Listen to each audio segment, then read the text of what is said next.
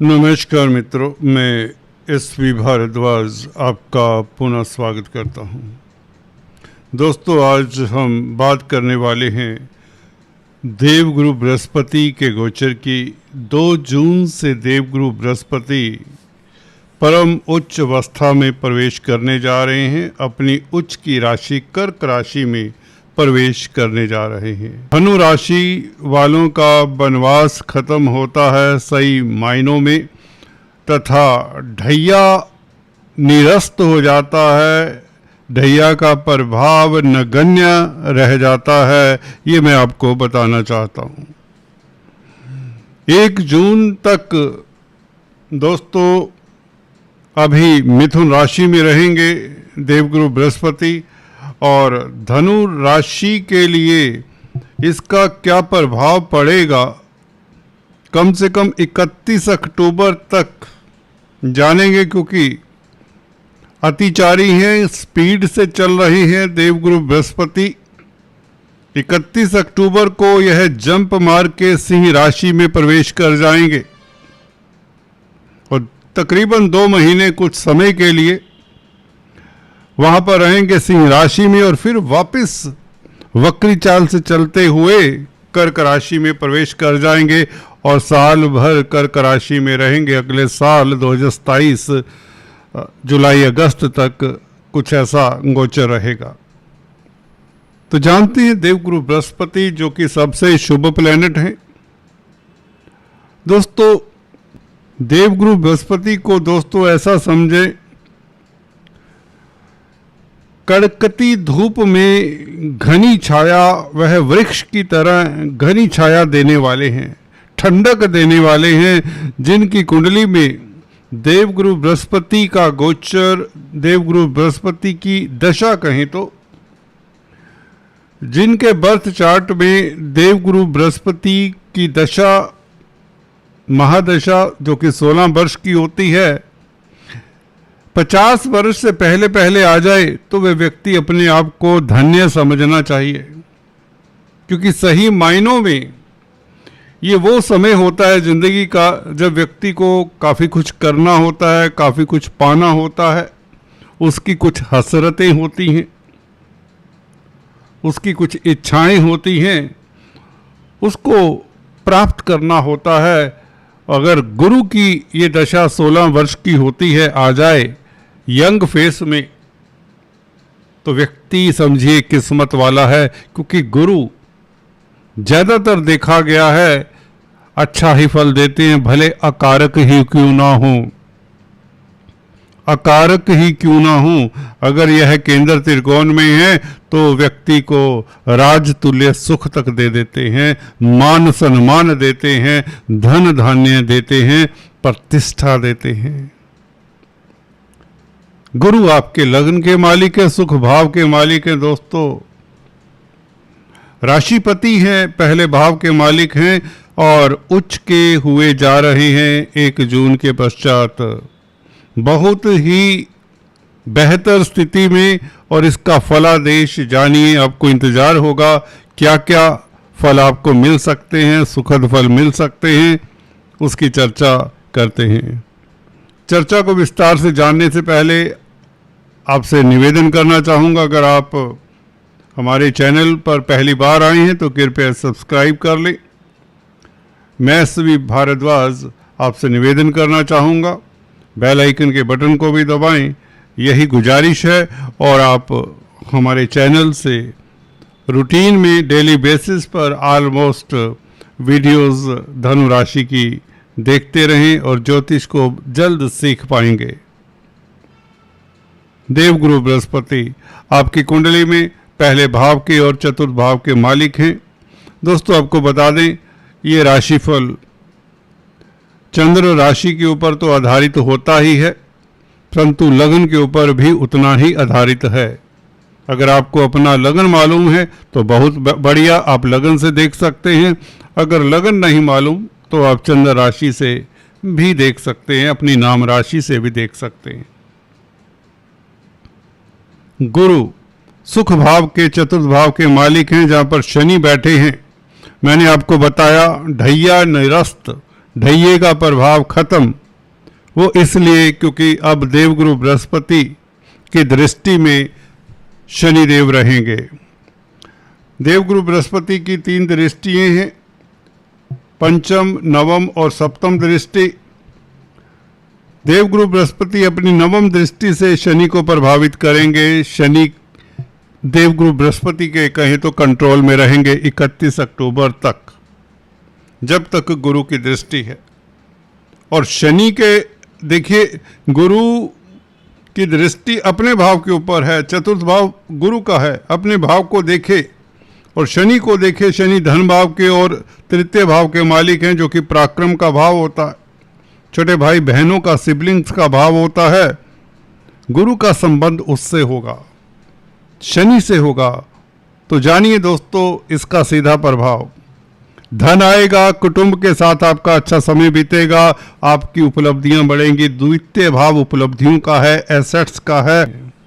अचानक से बड़े लाभ के योग बनते हैं। अष्टम भाव में बैठा हुआ गुरु लिगेसी से लाभ करवा दिया करता है। किसी का इंश्योरेंस का पैसा मैच्योर हो जाए, मिल जाए, किसी की एफडी भूली बिसरी याद आ जाए, किसी को दिया हुआ पैसा जो ऐसा लग रहा था अब पैसा मिलेगा नहीं, मर चुका था पैसा, धोखा हो गया था, किसी बिल्डर के यहाँ फंस गया था, वह पैसा भी वापस आता है, क्योंकि 4th हाउस के ऊपर, प्रॉपर्टी के भाव के ऊपर गुरु की दृष्टि है और शनि के ऊपर दृष्टि है। शनि प्रॉपर्टी के कारक भी होते हैं। तो प्रॉपर्टी संबंधित मसले आपके जो उलझे हुए वह सॉर्ट आउट होने की संभावनाएं बढ़ जाती हैं। पेरेंटल प्रॉपर्टी का सुख मिलता है, जमीन जायदाद का सुख मिलता है, भवन बंगलों का सुख, वाहन का सुख, नया वाहन परचेज करने का आपका मन करेगा। पब्लिक डीलिंग का भाव भी होता है, चतुर्थ भाव दोस्तों। इस अवधि में पब्लिक डीलिंग से आपको बड़ा लाभ होगा, मातृपक्ष से लाभ होगा। मदर के साथ आप, मदर का स्वास्थ्य, आपकी माता का स्वास्थ्य उत्तम होगा। घर परिवार में खुशियों का माहौल होगा। अगर आप विदेश सेटल्ड हैं, गुरु की दृष्टि 12वें भाव के ऊपर है, 12वां भाव विदेशों का भी होता है, तो आपको अपने जन्म स्थान के दर्शन करने का मौका मिलेगा, जन्म भूमि पर आने का मौका मिलेगा। हो सकता है अगर आप विदेशों में सेटल्ड हैं या घर से दूर कहीं हजारों किलोमीटर दूर सेटल्ड हैं, तो आपका चक्कर अपने घर परिवार के सगे संबंधियों के साथ मिलने का मौका देगा। तो कहने का मतलब गुरु की ये नवम दृष्टि एक तो शनि को कंट्रोल में करती है, शनि की उदंडता कंट्रोल में रहेगी, ढैया का प्रभाव 0, और कहीं ना कहीं धन की स्थिति भी बेहतर होती है, क्योंकि धन भाव का मालिक है शनि, और सीधे से संबंध गुरु का धन भाव के साथ है, शनि के भाव के साथ है। द्वितीय भाव को देखता है गुरु, वैसे भी धन के कारक है, द्वितीय भाव के साथ संबंध हो जाना गुरु का यही काफी होता है जिससे धन आता है, बल्कि धन की स्थिति बेहतर होती है। अचानक से बड़ा लाभ होने के योग बनते हैं। शनि के साथ संबंध होने से, जैसा कि बताया, आपका संबंध सिबलिंग्स के साथ अच्छा समय बीतेगा, भाई बहनों के साथ, अड़ोसी पड़ोसियों का साथ मिलेगा और शुभ समाचारों का तांता लगा रहेगा। तृतीय भाव इंफॉर्मेशन का है, कम्युनिकेशन का है, और आपका कॉन्टैक्ट सर्कल बढ़ेगा, सोशल सर्कल बढ़ेगा, आप सामाजिक हो जाएंगे, आप सामाजिक प्राणी हो जाएंगे, लोगों के काम आएंगे, जिससे आपकी प्रतिष्ठा भी बढ़ेगी। आप हम्बल रहेंगे, 100 बात की एक बात। स्पीच आपकी बहुत मीठी रहेगी इस अवधि में, अपनी स्पीच के दम से आप लोगों को मंत्र मुग्ध कर देंगे। ये गुरु है।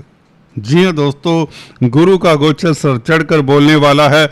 उच्च का गुरु, अष्टम भाव का गुरु, कहीं ना कहीं अचानक से बड़ा लाभ होगा। कोई दोस्त मित्र आपके नाम कोई बड़ा धन छोड़कर जा सकता है, कोई वसीयत छोड़कर जा सकता है, कोई प्रॉपर्टी आपके नाम करके जा सकता है। कई बार होता है पार्टनरशिप में बिजनेस कर रहे हैं, आपका पार्टनर चला चलाया बिजनेस आपके नाम करके विदेश रवाना हो सकता है, विदेश में जा सकता है। तो इस तरह के लाभ अक्सर अष्टम भाव से होते हैं। अष्टम भाव पराविद्याओं का भी है, इंट्यूशन का भी है।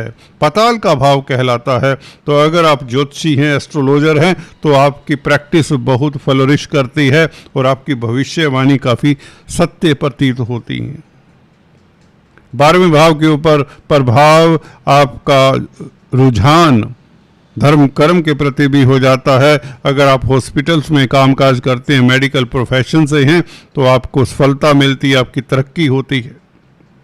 एनजीओज के साथ कामकाज करने का आपको मौका मिलेगा, चैरिटेबल संस्थानों के साथ कामकाज करने का मौका मिलेगा, जिससे प्रतिष्ठा बढ़ेगी, धन की वृद्धि होगी। गुरु का आशीर्वाद पाने के लिए आपको सोशल वर्क करते रहना चाहिए, चैरिटी करते रहना चाहिए।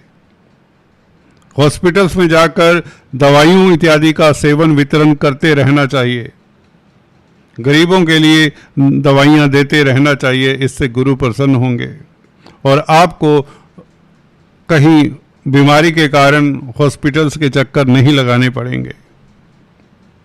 कोर्ट कचहरी इत्यादि का मसला है तो भी कोर्ट कचहरी में जाकर, वहाँ की कैंटीन में जाकर खाना इत्यादि खा आया करें, तो आप इस तरह के झंझटों से काफ़ी आज़ाद रहेंगे। खासकर अगर आपका राहु केतु 6-12 की एक्सिस पर है तो ऐसे उपाय आपको करते रहना चाहिए। तो गुरु का प्रभाव आपके लिए बहुत बेहतर है। 12वां भाव विदेशों का भी होता है। विदेश जाना चाहते हैं या विदेश सेटल्ड हैं तो आपकी तरक्की होती है, मन चाहा आपको जॉब मिल जाता है, आपका कारोबार अच्छा चलता है। तो गुरु का प्रभाव ऑल इन ऑल अष्टम भाव में बैठकर अचानक से उपलब्धियां देगा, धन बढ़ेगा, परिवार के साथ, आपका कुटुंब के साथ समय अच्छा बीतेगा और सिबलिंग्स के साथ भी आपके संबंध बेहतर होंगे। विदेश भ्रमण के मौके मिलेंगे, तीर्थाटन का भी आपको मौका मिलेगा। योगा मेडिटेशन से, तंत्र मंत्र विद्याओं से लाभान्वित होंगे, पराविद्याओं से लाभान्वित होंगे। आपको कोई मेंटर, कोई गुरु ऐसा मिल जाएगा जो आपको कई तरह के ज्ञान, कई तरह की नॉलेज से अभिभूत कर देगा। जिंदगी के मरण और जन्म मरण के रास्तों से आपको उभारने वाला होगा, आपको ज्ञान देने वाला होगा। कोई ऐसा गुरु भी मिल जाएगा जो आपके लिए सच्चा मार्गदर्शक साबित होगा। दोस्तों, आज इतना ही, फिर से मिलेंगे। तब तक के लिए stay tuned, do subscribe, like and share. Thanks for watching this.